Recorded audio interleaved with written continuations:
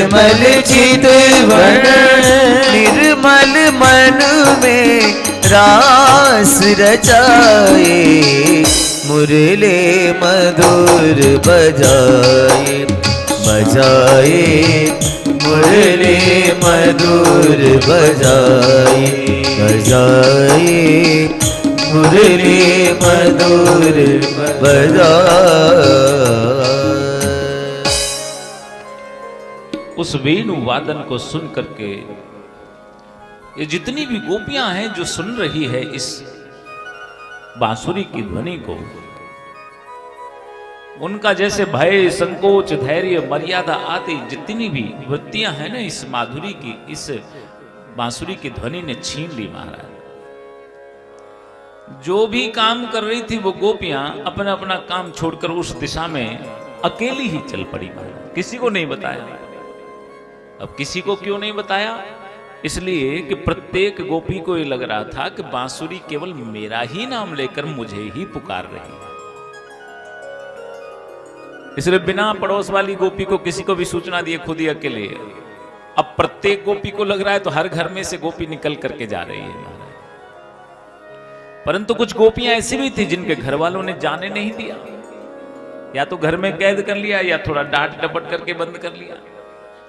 और जब ये गोपियां नहीं जा पाई ना महाराज, जिनको नहीं जाने दिया गया, घर में बंद कर दिया गया, सुखदेव मुनि कहते हैं कि वो गोपियां उनसे पहले पहुंच गई जो शय शरीर गई है, क्योंकि उनका शरीर तो वहां था लेकिन उनके प्राण, उनकी आत्मा वहां पहले ही पहुंच गई महाराज। जो गोपियां बिना शरीर के भी वहां हैं उनको निर्गुण भक्ति कहा है। और जो गोपियां खुद पहुंची ना शय शरीर, जिनको रोका नहीं गया, पहुंच गए, वो सगुण भक्ति की का उदाहरण उनके लिए प्रस्तुत हुआ है। तो यहां पर बोले गोपियां जा रही है, एक एक करके वहां पहुंच गए। अब देखते देखते तो महाराज वहां सब की सब गोपियां जब पहुंची तो भगवान श्री कृष्ण ने उन गोपियों को देख करके उनका स्वागत किया।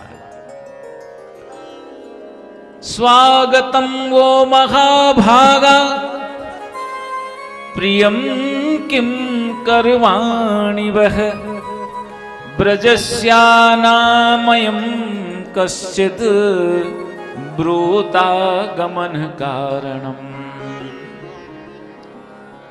कि हे गोपियों, आपका इस सुंदर वन क्षेत्र में स्वागत है। बताइए मैं आपके क्या प्रिय कर सकता हूं, क्या सेवा कर सकता हूं। परंतु आप ये तो बताइए कि इतनी घोर रात्रि में तुम सबकी सब यहां इस वन में, जंगल में आई किस लिए हो? भगवान श्री कृष्ण एक तरफ तो बांसुरी बजा रहे हैं, अपनी ओर खींच रहे हैं। वो बांसुरी उन्हें पुकार पुकार करके बुला रही है, आवाज दे रही है। और जब ये गोपियां महाराज पधार रही हैं, यहां आ गई, तो कन्हैया कहते हैं कि तुम किस लिए आई हो? गोपियां बोली, कन्हैया एक बात बताओ, पहले तो तुम पुकारते हो, आवाज देते हो, तुम्हारी ये बांसुरी बार बार हमें बुलाती है, और जब हम आ गई तो तुम पूछ रहे हो किस लिए आई हो? अच्छा, मैंने सोचा, कन्हैया बोले कि मुझे लगा शायद तुम इस वन क्षेत्र की सुंदरता को निहारने के लिए, भ्रमण करने के लिए आई हो। तो चलो अब तो घूम लिया, देख लिया, कितना सुंदर मनोरम दृश्य है, अब अपने अपने घरों को जाओ। बोले क्यों? बोले इसलिए जाओ क्योंकि वहां तुम्हारी सास, तुम्हारे पति, तुम्हारे बच्चे तुम्हारी प्रतीक्षा कर रहे हैं। अब महाराज यहां पर भगवान श्री कृष्ण ने नारी जाति को भी उपदेश किया है। भगवान ने उपदेश किया, याद दिलाई, देखो तुम्हारे घर परिवार पे पति प्रतीक्षा कर रहे होंगे, और पतिव्रत धर्म का उपदेश किया भगवान ने यहां पर।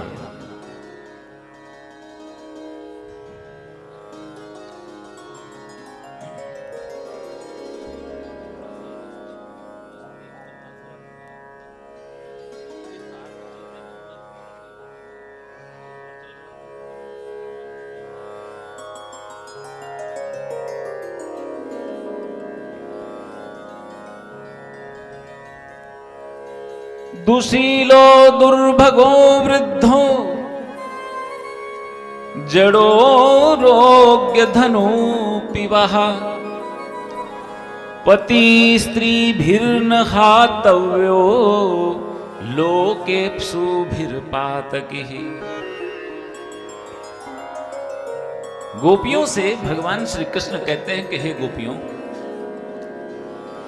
देखो नारी धर्म का, पतिव्रत धर्म का उपदेश किया।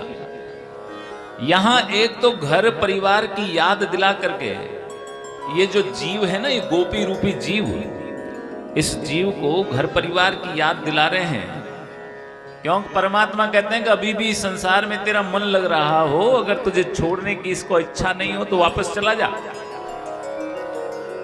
परमात्मा प्राप्ति की तरफ यदि हम एक बार बढ़ते हैं तो फिर पीछे लौटना नहीं होता है। बोले अभी तो समय है, लौट जाओ।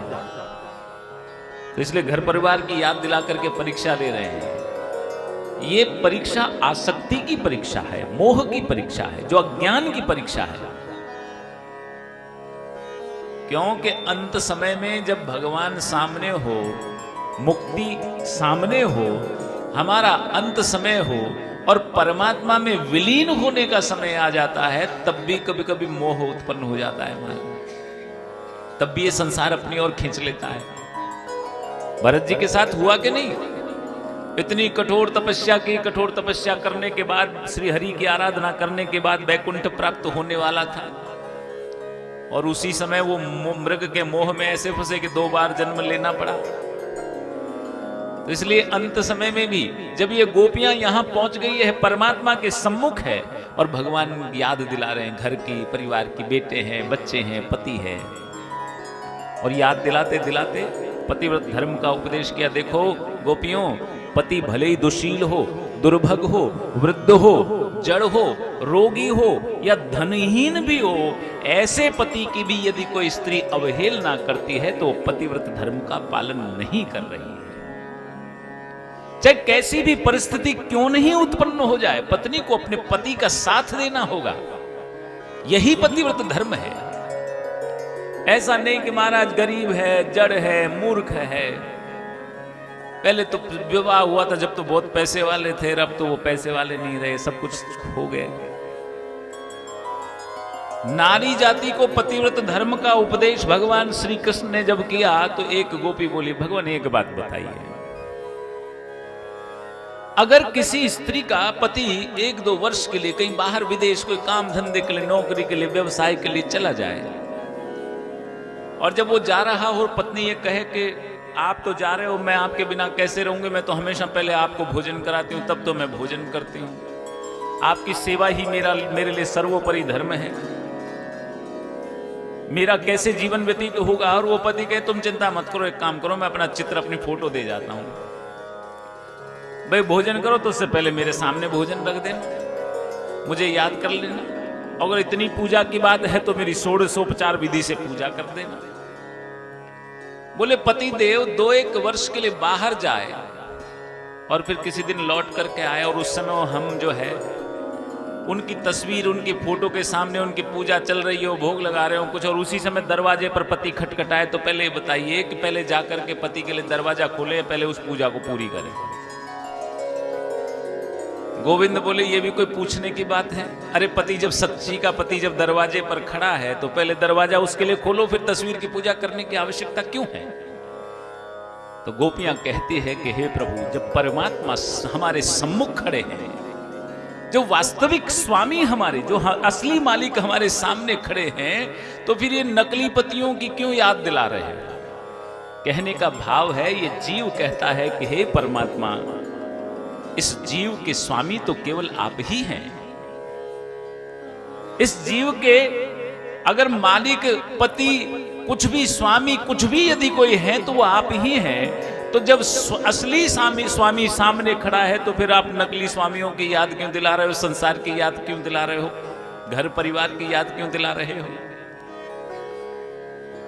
हे प्रभु, हम तो केवल आपकी भक्ति करना चाहते हैं।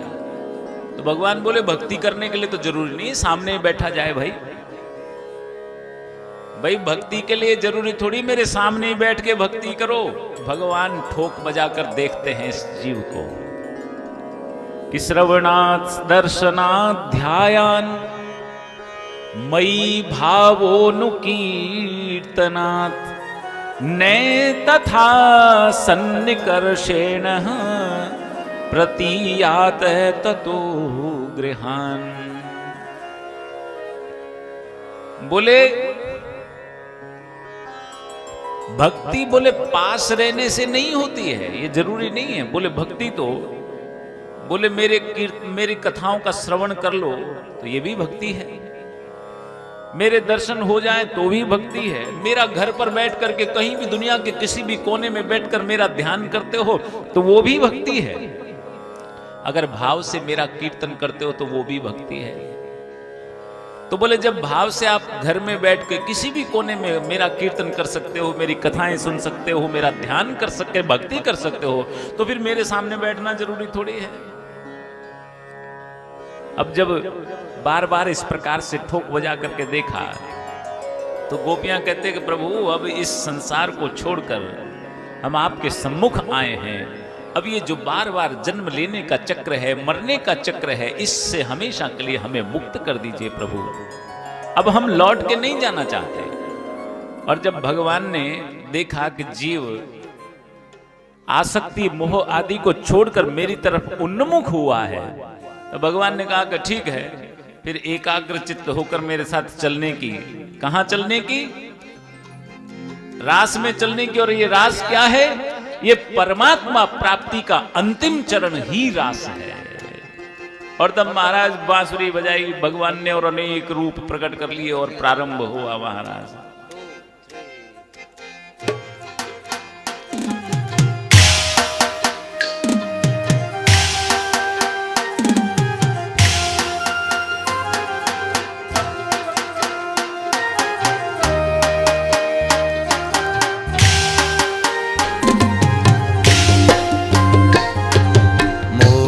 के मुख पर बांसुरी, मोहन के मुख पर बांसुरी, राधा के मन की पुकार।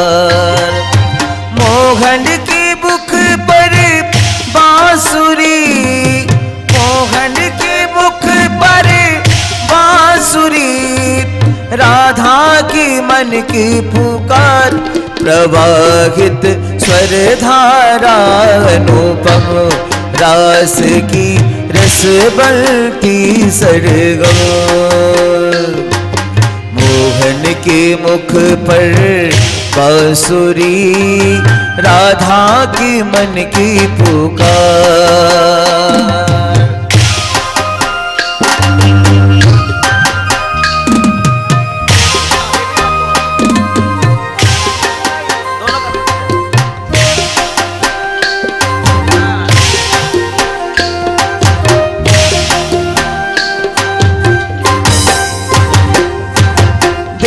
जहाँ देखूं वहाँ जोड़ी जीती प्रीति की, और ठौर शाम गौर रंग रीति प्रीति की। वासना भी साधना की जीत की प्रतीति की, अंश मात्र छाया नहीं रास पे अनीति की, अंश मात्र छाया नहीं रास पे अनीति की। 16 कलाएं चंद्र की,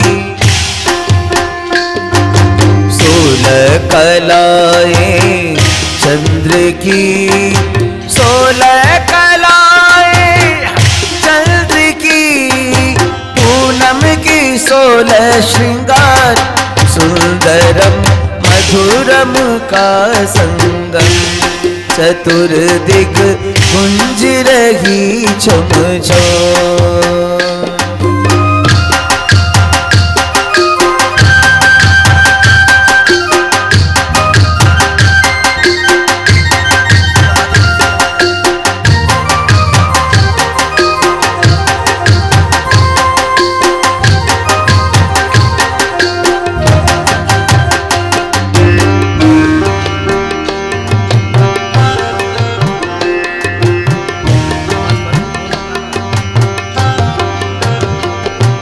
रास रचो है, रास रचो है, यमुना के तीरे तीरे रास रचो है। रास रचो है, रास रचो है, यमुना के तीरे तीरे रस रचो है। राधा नाचे कृष्ण नाचे नाचे गोपी जन, ओ राधा नाचे कृष्ण नाचे नाचे गोपी जन, राधा नाचे कृष्ण नाचे नाचे गोपी जन, राधा नाचे कृष्ण नाचे नाचे गोपी जन। मन मेरो बन गयो सखीरी पावन वृंदावन, मन मेरो बन गयो सखीरी पावन वृंदावन। रास रचो है, रास रचो है, यमुना के तीरे तीरे रास रचो है। रास रचो है, रास रचो है, यमुना के तीरे तीरे रास रचो है।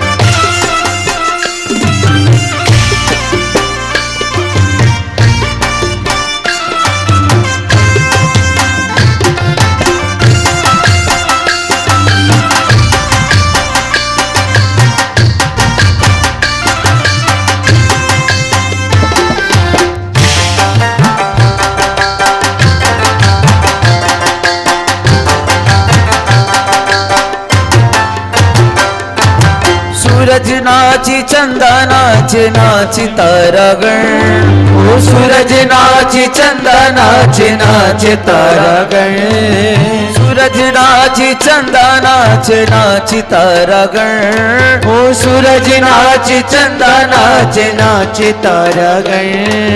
मन मेरो बन गयो सखीरी पावन वृंदावन, मन मेरो बन गयो सखीरी पावन वृंदावन। ओ रास रचो है, रास रचो है, यमुना के तीरे महारास रचो है। रास रचो है, रास रचो है।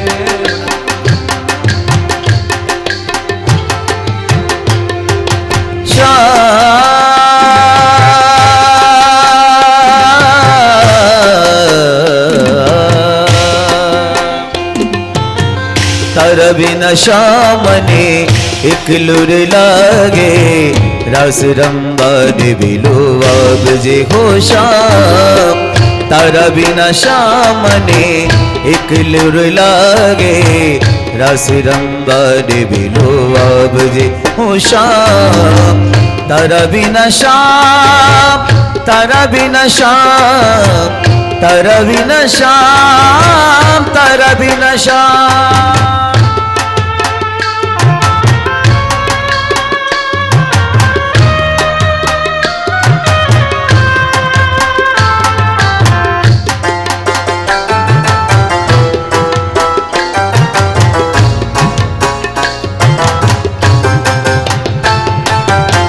शरद पूनमनी रात्रि हो, चांदनी खुली छे भली बातरी। शरद पूनमनी रात्रि हो, चांदनी खुली छे भली बातरी। तू न आवे तो शाम, रस जामे न शाम। तू न आवे तो शाम, रस जामे न शाम। रस रंबने बेलो अब रे। तारा बिना शाम ने एक लुर लागे, रस रंबने बेलो अब जे हो शाम।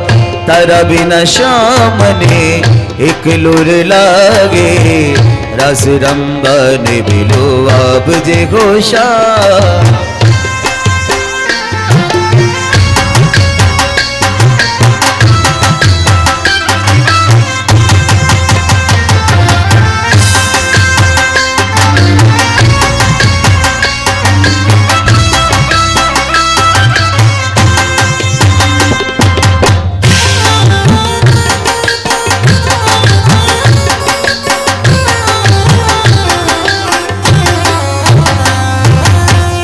गरीबे घूमती गोपियों, सुनी छे गोकुल निसेरियों। गरीबे घूमते गोपियों, सुनी छे गोकुल निसेरियों।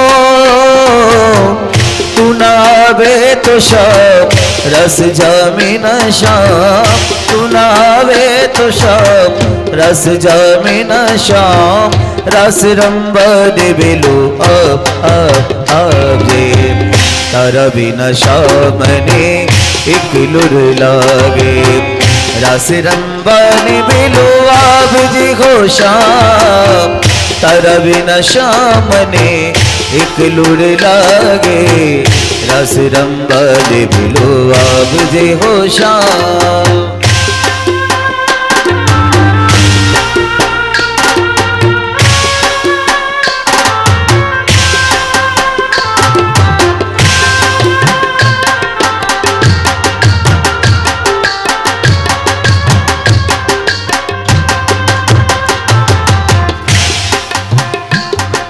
काना रे थोड़ा सा प्यार दे, चरणों में बैठा के तार दे, काना रे थोड़ा सा प्यार दे, चरणों में बैठा के तार दे, ओ राधे कृपा प्रसाद दे, प्रेम की भिक्षा चोली में डाल दे, काना रे थोड़ा सा प्यार दे, चरणों में बैठा के तार दे, प्रेम गली में आके गुजरिया भूल गई रे घर की डगरिया, जब तक है साधन तन मन जीवन सब कुछ है अरे बड़े प्यारे सावरिया, माया का तुमने रंग ऐसा डाला, बंधन में बंध गया बांधने वाला, कौन रगा पति कैसा ईश्वर, मैं तो हूँ गोकुल का ग्वाला, ग्वाला रे थोड़ा सा प्यार दे, ग्वालिन का जीवन सवार दे, आना रे थोड़ा सा प्यार दे, ग्वालिन का जीवन सवार दे।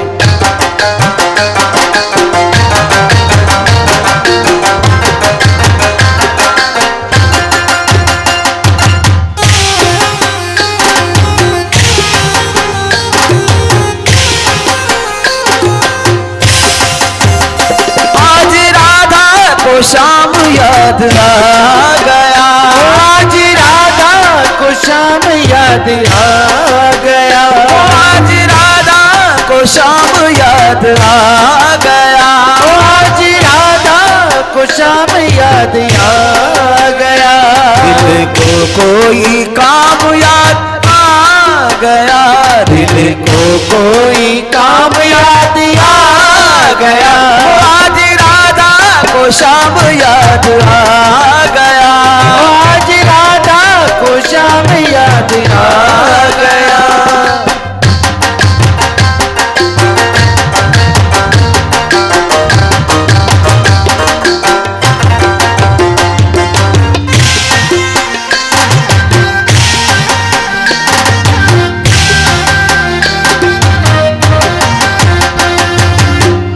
रास रचो आदि ब्रज मंडल यमुना तट, तीन लोक नुपुर की शुभ ध्वनि छाई है, बंशी टेर सुनी सुनी कोई सुध बुध, शाम शाम रटत कालंदी कुल आई, आज राधा को शाम याद आ गया, आज राधा को शाम याद आ गया, दिल को कोई काम याद आ गया, आज राधा को शाम याद आ गया।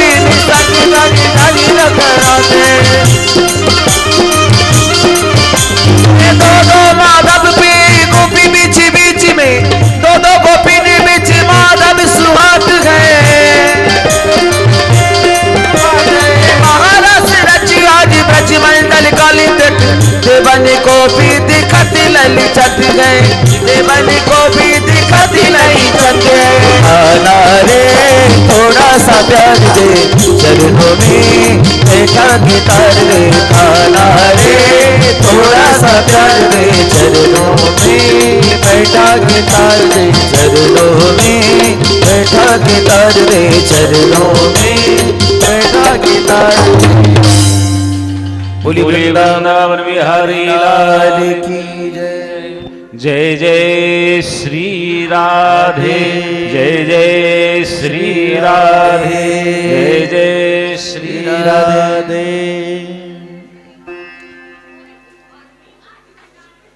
रास प्रारंभ हुआ महाराज। ये जो एकाग्रता है,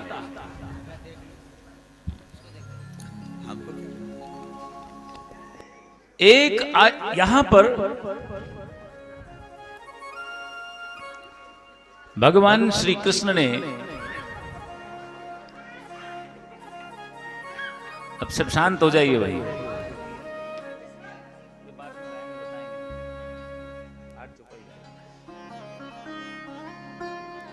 जीव परमात्मा से मिलना चाहता है और परमात्मा में जब वो एकाकार होने लगता है, ये कीर्तन और ये जो है ना नृत्य महाराज, ये एकाग्रता की स्थिति है। आदमी जब सब कुछ भूल जाए, बहुत सारे ऐसे भक्त हैं महाराज, ऐसे रास में नाचते नाचते ही भगवान को प्यारे हो जाते हैं। अनेक विद्वानों ने इस पर बड़ी, कीर्तन पर किस प्रकार भाव से कीर्तन में नृत्य करते करते प्रेम की 10वीं अवस्था को हम प्राप्त कर लेते हैं और जलवत हो जाते हैं, पानी के समान हो जाते हैं। तो परमात्मा यही तो चाहते हैं कि जीव जब तक मुझ में एकाकार नहीं होगा, सब कुछ भूल करके, अब भूलेगा कब, जब आसक्ति समाप्त होगी। इसलिए परमात्मा स्वरूप श्री कृष्ण इस गोपी रूपी जीव को बार बार याद दिला रहे हैं, घर की, परिवार की, और उसके बाद फिर एकाकार। अब महाराज नृत्य करते करते भगवान ने इतने रूप रख लिए कि प्रत्येक गोपी को ऐसा लग रहा था कि जैसे कन्हैया उनके साथ ही नृत्य कर रहे हैं। ऐसा लग रहा था कि प्रत्येक गोपी को, ऐसा जैसे पहले गोपियों को लग रहा था, प्रत्येक गोपी को ये लगा कि उनका ही नाम ले लेकर के बांसुरी पुकार रही है, इसलिए चुपचाप अकेली चली गई। और जब यहां नृत्य चल रहा था तो प्रत्येक गोपी को ऐसा लग रहा था कि जैसे कन्हैया मात्र उसी के साथ नृत्य कर रहे हैं, क्योंकि इतने रूप प्रभु ने, परमात्मा ने प्रकट कर दिए महाराज। और इस बात को सुनकर थोड़ा मान भाव उत्पन्न हो गया। जब नाचते नाचते बोले मैं ही सबसे सौभाग्यशाली हूं, मैं। यही तो परमात्मा कहते हैं कि अंत समय में भी ये मोह, आसक्ति, अभिमान, पता नहीं कौन सा दोष आप पर घर कर जाए। जब स्वयं आप परमात्मा के सम्मुख है, एकाकार होने की स्थिति में है, जब सब कुछ भूल गए हैं, सारा संसार, न पति, न बच्चे, न घर, न परिवार, न गाड़ी, न बंगला, और ऐसी परिस्थिति में जब सब कुछ भूलने के बाद भी आपके मन में इसी बात का अभिमान हो जाए कि मैंने सब भुला दिया है, परमात्मा मेरे सम्मुख है, ये भी अभिमान हो जाता है हमारा। बोले मैं ही हूं जिसके साथ श्री कृष्ण, परमात्मा स्वरूप श्री कृष्ण नृत्य कर रहे हैं। भगवान ने कहा ये तो गलत है भाई, तुमको इतनी दूर तक खींच करके लाया मैंने सोचा मोह का, ज्ञान का पर्दा तुम्हारे सामने से हटा दिया है, चीर हरण की लीला करके तुम्हें थोड़ा सा और करीब लाया और तुम्हें रास में प्रवेश कराया, तो रास में भी तुम्हारे भीतर ये अहंता का भाव जो उत्पन्न हुआ है, उसके बाद तुम मुझे नहीं पा सकते हो। मोहि कपट छल छिद्र न भावा, कुछ नहीं चाहिए वहां, न अहंकार, न छल, न कपट, न अभिमान, कुछ नहीं चाहिए। और भगवान ने जैसे इतने रूप प्रकट किए थे, एकाएक इस अभिमान को देखकर अंतर ध्यान हो गए सबके बीच। तब गायब हो गए तो यहां वहां ढूंढने लगी सबकी सब गोपियां, कहां गए कहां गए, अभी तो हमारे साथ नृत्य कर रहे थे। और महाराज भगवान श्री कृष्ण के वियोग में वो गोपियां वियोग के कारण विलाप करती हुई यहां वहां ढूंढने लगी। महाराज एक बार स्वामी विवेकानंद बोले रामकृष्ण परमहंस से कि प्रभु हमें भी तो भगवान को मिलाने का कोई उपाय बताइए, कोई रास्ता बताइए, कैसे मिलेंगे, क्या तरीका है। रामकृष्ण परमहंस ने विवेकानंद को नरेंद्र के गर्दन पकड़ी और जल में डुबो दिया। महाराज बड़ी देर तक अब वो छटपटाने लगे, पूरा हाथ पैर फेंकने लगे, तब छोड़ दिया। नरेंद्र बोले गुरुदेव अभी तो बस प्राण निकलने ही वाले थे, इतनी छटपटा, मेरे तो प्राण निकलने वाले थे। परमहंस बोले ऐसी ही छटपटाहट जब परमात्मा की प्राप्ति के लिए हो, प्रभु की प्राप्ति के लिए हो, तब परमात्मा मिलते हैं। ऐसे नहीं कि भाई कोई रास्ता दिखा दो, बस में बैठ करके चले जाएं, ट्रेन में बैठ करके चले जाएं तो परमात्मा मिल जाएंगे, संभव नहीं है। उनकी प्राप्ति के प्रति लालसा का भाव हो, और यही लालसा प्रकट की जब भगवान ने एकदम सब नृत्य करते करते एकाकार होते होते एकदम दूर हो गए, और जब दूर हुए तब उसकी महत्ता का पता चला कि जो मेरे सम्मुख नृत्य कर रहा था वो कोई साधारण नहीं था, वो स्वयं परमात्मा मुझे अपनी ओर खींच रहे थे, और मैंने उसमें भी अभिमान कर लिया।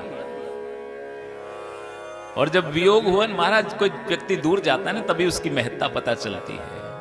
और जब श्री कृष्ण अंतर ध्यान हो गए, गायब हो गए, तो ये गोपियां उस वियोग के कारण कृष्ण के समान ही हो गई, अपने आप को ही कृष्ण समझने लगे। ये तन्मयता का भाव है। जब भय संकोच धैर्य सारी वृत्तियां जल जाती ना, और ये वियोग से ये वृत्तियां जलती है, कृष्णमय हो गई। अब तो स्थिति है गोपियां जो है कृष्ण के समान, कोई बकासुर को मारने की लीला कर रही है, कोई गोवर्धन को धारण कर रही है, कोई क्या, कोई अजगर के समान, ऐसी लीलाएं गोपियां करने लगी। उनकी तो बोल चाल, उनकी भाव भंगिमाएं, कभी उनका गुणगान करती तो कभी उनका हृदय वियोग की अग्नि से जलने लगता। जड़ चेतन पदार्थों से भगवान श्री कृष्ण का पता पूछने लगे। एक पीपल का वृक्ष देखा, उस पीपल के वृक्ष को देख करके बोली कि हे पीपल, तुम्हारे भीतर तो भगवान का निवास बताया गया है, तुमको तो पता ही होगा हमारे ठाकुर कहां हैं, हमारे कन्हैया कहां हैं। पीपल ने कोई उत्तर नहीं दिया। तो एक गोपी बोली अरे इससे अभिमान हो गया, सबको इसकी पूजा करते हैं ना, भगवान का इसमें निवास बताया है ना, इसलिए इसे अभिमान हो गया, इसलिए ये नहीं जवाब दे रहा है। थोड़ा आगे गए, एक वट वृक्ष दिखा। एक गोपी ने कहा हे वट, आप तो वृक्षों में सबसे बड़े हैं, आयु में सबसे बड़े हैं, वृद्ध हैं, आप तो जानते ही होंगे हमारे कन्हैया कहाँ हैं, हमारे ठाकुर कहाँ हैं। और वट वृक्ष ने भी जब उत्तर नहीं दिया तो एक गोपी बोली ये तो सठिया गए बुढ़ापे में, ये तो या की आयु हो गई ना, तो ये सठिया गए या खातिर उत्तर नहीं दे रहे।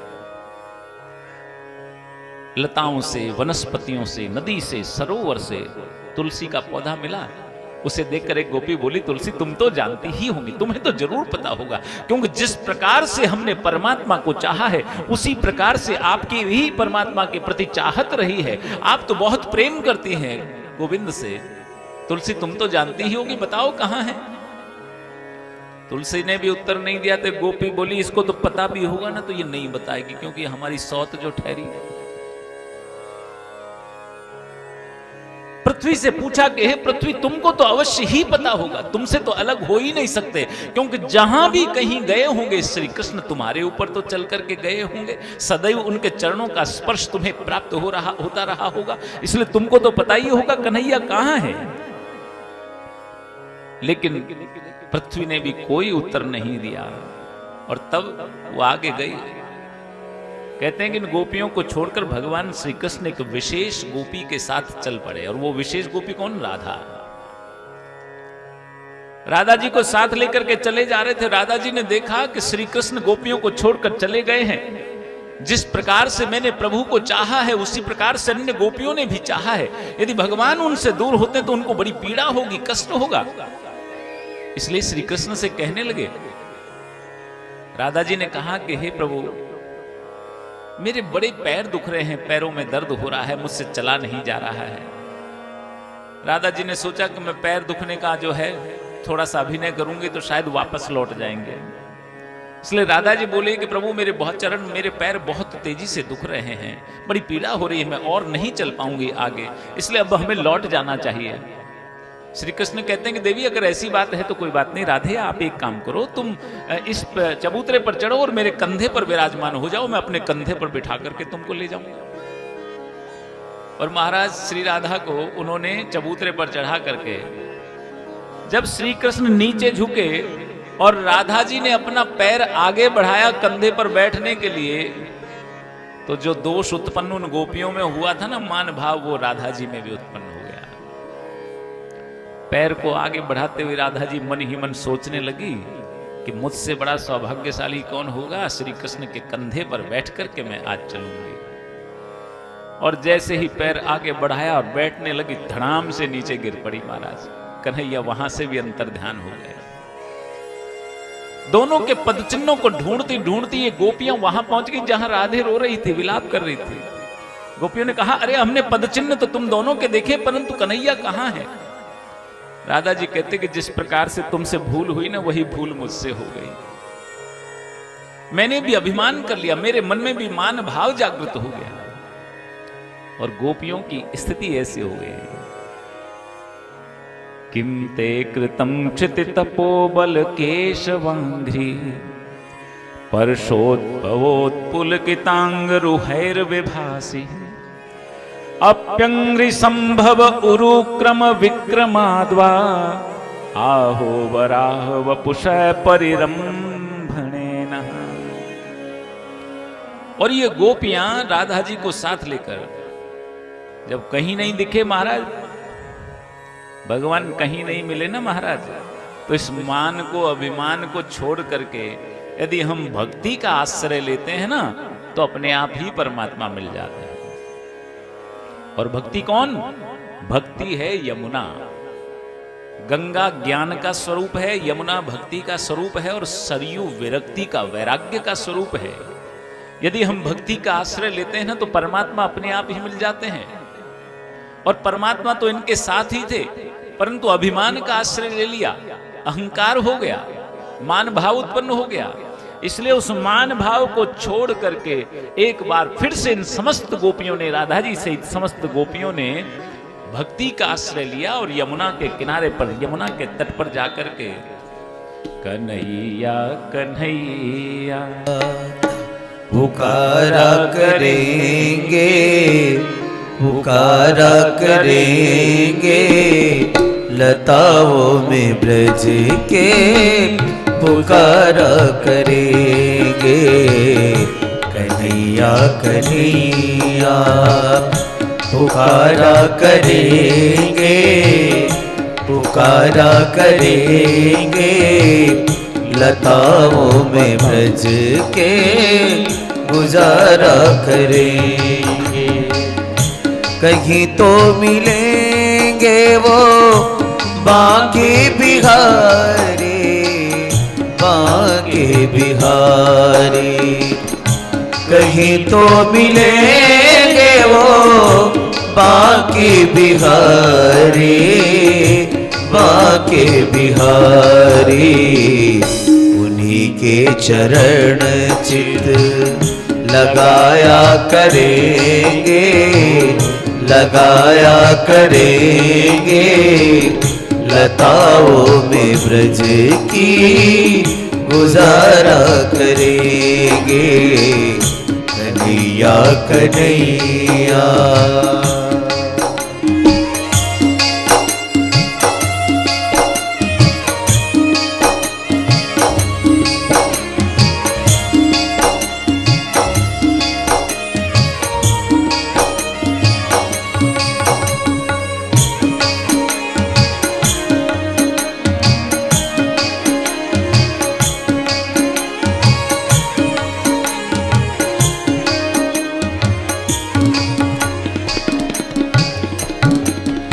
बना करके हृदय में हम प्रेम मंदिर, हम प्रेम मंदिर बना करके हृदय में, हम प्रेम मंदिर, हम प्रेम मंदिर।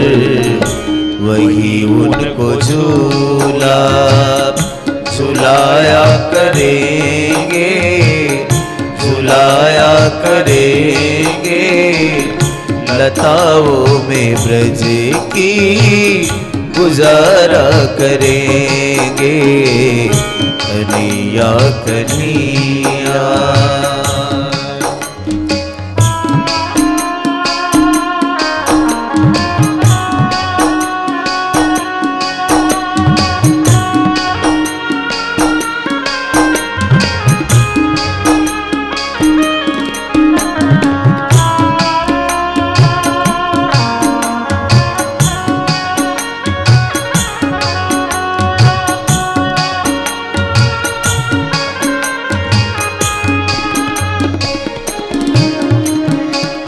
जो रूठेंगे हमसे वो बाकी बिहारी, बाकी बिहारी।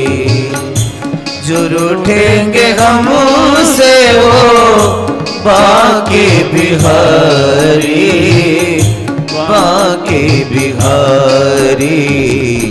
चरण पर उन्हें हम मनाया करेंगे, मनाया करेंगे, लताओं में ब्रज की गुजारा करेंगे, कन्हैया कन्हैया।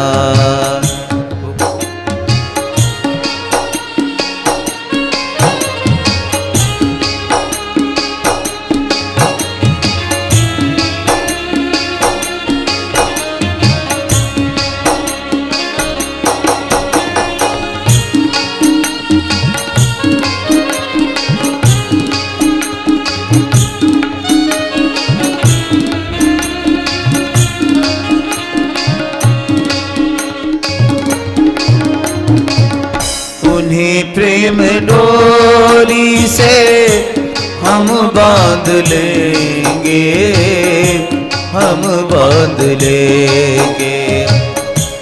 उन्हें प्रेम डोरी से हम बांध लेंगे, हम बांध लेंगे।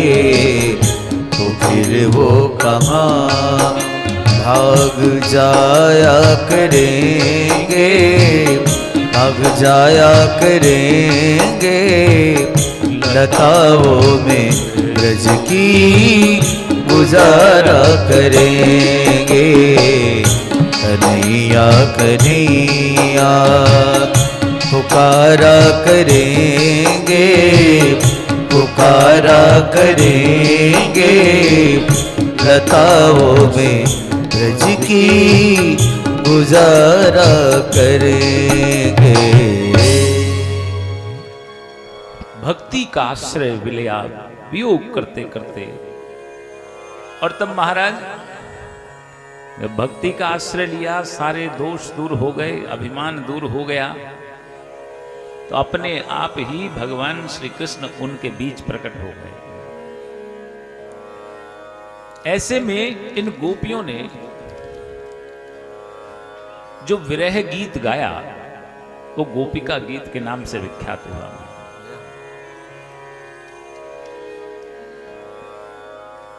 गोपिका गीत के नाम से विख्यात उन्होंने कहा, क्यों?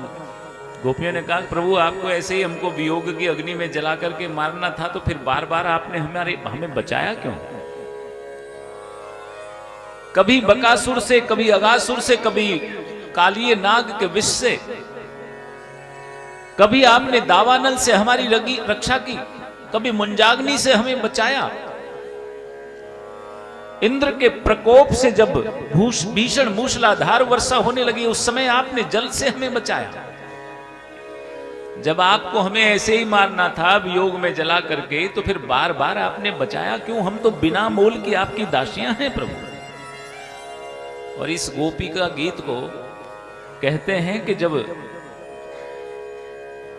सुना रहे थे सुखदेव मुनि राजा परीक्षित को, तो 18 श्लोक तो उन्होंने सुखदेव के रूप में ही गाए, लेकिन जब अंत में 18 श्लोक गाते गाते तो सुखदेव मुनि भी गोपी बन गए। 19वें श्लोक में 19वां जो श्लोक गोपी का गीत में गाया ना महाराज, 19वें श्लोक में तो स्वयं सुखदेव मुनि भी गोपी ही बन गए और गोपी बनकर के उन्होंने गाया। कहते हैं कि श्रीमद् भागवत शास्त्र है ना, असल में ये भागवत शास्त्र कोई और नहीं, श्री कृष्ण ही है। और भगवान श्री कृष्ण रूपी श्रीमद् भागवत का ये जो 10वां स्कंद है, ये 10वां स्कंद असल में हृदय है। और उसमें भी जो रासलीला के 5 अध्याय है, जिसको रास पंचाध्यायी कहते हैं, ये 5 प्राण है, जो पंच प्राण कहा जाता है। और उनमें भी जो गोपी गीत है ना, ये गोपी गीत मुख्य प्राण है इस रास पंचाध्यायी का। महाराज भगवान श्री कृष्ण उन सब के बीच प्रकट हो गए, और जब सबके बीच प्रकट हो गए तो गोपियां जो है कहां तो नाराज हो रही थी, नाराज होते हुए गोपियों ने कहा, कन्हैया एक बात बताओ कि ये प्रेम करने वालों में श्रेष्ठ कौन है? भगवान बोले, प्रेम करने वाले देखो 3 प्रकार के होते हैं। पहले तो वो जो प्रेम करने वालों से प्रेम करते हैं, दूसरे जो प्रेम नहीं करने वालों से भी प्रेम करते हैं, और तीसरे वो जो किसी से प्रेम नहीं करते हैं। तो बोले सर्वश्रेष्ठ तो वही हैं जो किसी से प्रेम नहीं करते हैं। बोले पर इनमें भी 4 प्रकार के होते हैं नहीं प्रेम करने वाले। बोले एक तो वो होते हैं जो जिनको आत्माराम कहा है, अपने भीतर ही रमण करते हैं, उनको दुनिया से कोई लेना देना नहीं, कोई मतलब नहीं, अपने भीतर ही आनंद में, भीतर के आनंद में ही वो बस खोए रहते हैं, उसी में डूबे रहते हैं।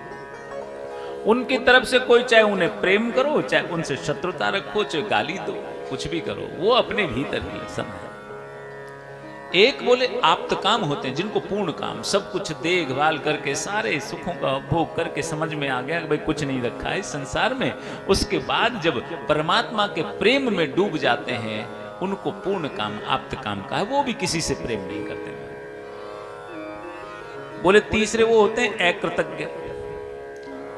कोई आपसे प्रेम करता हो और बदले में आप उसे अकृतज्ञता का भाव रखो, प्रेम नहीं करो, तो उसे अकृतज्ञ होते हैं। लेकिन जो चौथे प्रकार के होते हैं, बोले उनको बोलते हैं गुरुद्रोह। बोले प्रेम करने वालों से आप प्रेम नहीं करो तो कोई बात नहीं, लेकिन आपसे कोई प्रेम करता है तो उससे प्रेम नहीं करके भी उल्टा उसको दुखी करो, उसको गुरुद्रोह कहते हैं। वो गोपी बोली ये जो चौथे प्रकार के होते हैं ना कन्हैया, ये तुम ही हो। बोले हम आपसे प्रेम करते हैं, आप बदले में हमें प्रेम नहीं दो, प्रेम नहीं करो तो कोई बात नहीं, पर तो आप हमको तो पीड़ा देते हो, कष्ट देते हो, दुखी करते हो। तो यहां पर भगवान श्री कृष्ण ने देखा कि अब इन गोपियों का सारा दोष दूर हो गया है, सारी वृत्तियां चली गई है, भक्ति का आश्रय लेकर के अब ये मोह से दूर मुक्त होकर के। और तब महाराज वहां महारास जब प्रारंभ हुआ, ये रास असल में क्या है कि रस है। कौन सा रस? परमानंद रस ही रास है, परम दिव्य लीला है परमात्मा में विलीन होने की, मुक्ति की। और यहां पर जब महारास प्रारंभ हुआ, महाराज एक बार फिर से भगवान श्री कृष्ण नृत्य कर रहे हैं इन गोपियों के साथ। अब ये महाराज को देखने के लिए देवता भी आकाश में खड़े हैं, सबकी सब देवियां भी महाराज अब गोपियों के रूप में आ गई। भगवान भोलेनाथ ने देखा पार्वती जी कहीं सज धज के जा रही है। पार्वती जी से पूछा कि देवी आप कहां जा रही है? बोले हम तो वहां वृंदावन जा रहे हैं, वहां रास हो रहा है ना। तो बोले बाबा, बोले आप जा रही तो हमें भी ले चलो। बोले वहां आप नहीं जा सकते। क्यों? बोले वहां केवल जो है ना गोपियों का, स्त्रियों का ही प्रवेश है, वहां पुरुष तो केवल भगवान योगेश्वरी ही है, कोई और। तो बोले अगर ऐसी बात है तो हमें भी गोपी बना करके ले चलो। और महाराज भोले भंडारी ने प्रार्थना की, एक दिन वो भोले भंडारी एक दिन वो भोले भंडारी बन कर की ब्रिजदार गोकुल में आ गए, गोकुल में आ गए हैं। एक दिन वो भोले भंडारी बन के ब्रज की नारी गोकुल में आ गए हैं, गोकुल में आ गए हैं। पार्वती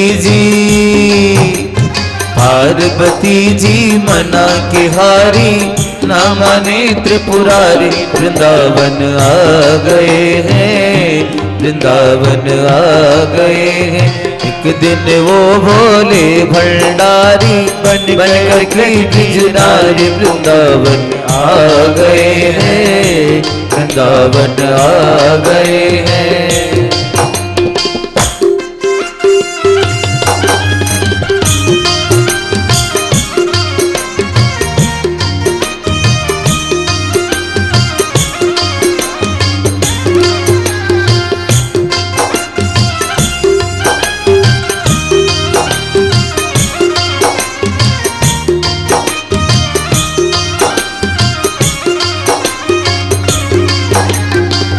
पार्वती से बोले मैं भी चलूंगा तेरे साथ में, तेरे साथ में। पार्वती से बोले मैं भी चलूंगा तेरे साथ में, तेरे साथ में। राधा संग श्याम नाचे मैं भी नाचूंगा तेरे साथ में, तेरे साथ। हाँ रास रचेगा, रास रचेगा ब्रज में भारी, हमें दिखा दो प्यार गोकुल में आ गए हैं, वृंदावन आ गए हैं। एक दिन वो भोले भंडारी बन कर के गिरनारी वृंदावन आ गए हैं, वृंदावन आ गए हैं।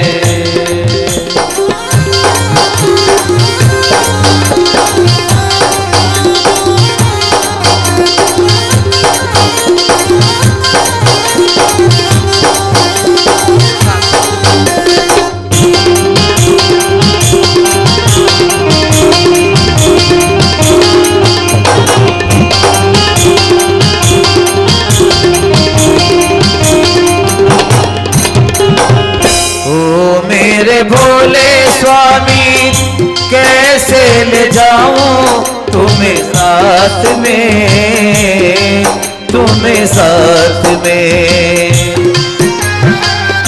ओ मेरे भोले स्वामी कैसे ले जाऊं तुम्हें साथ में, तुम्हें साथ में।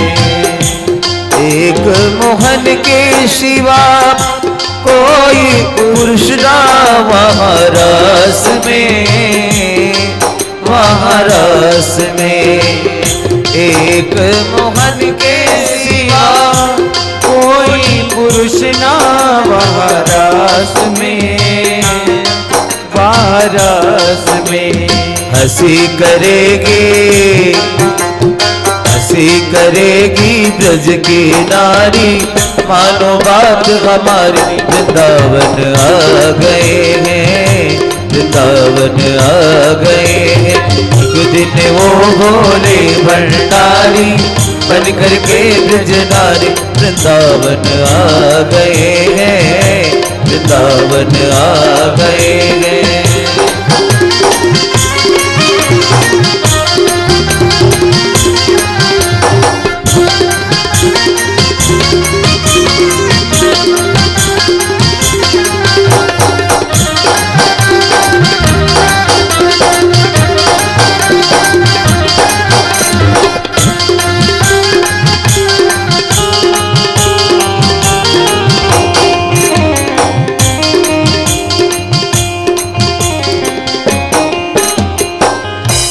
ऐसा बना दो मुझको कोई न जाने इस रूप को, इस राज को। ऐसा बना दो मुझको कोई न जाने इस राज को, इस राज को। मैं हूँ सहेली तेरी ऐसा बताना ब्रजराज को, ब्रजराज को। मैं हूँ सहेली तेरी ऐसा बताना ब्रजराज को, ओ ब्रजराज को। के बिंदिया लगा के बिंदिया पहन के साड़ी चाल चले मतवाले वृंदावन आ गए हैं, वृंदावन आ गए हैं। एक दिन वो बोले भंडारी बनकर की ब्रज नारी वृंदावन आ गए हैं, वृंदावन आ गए हैं।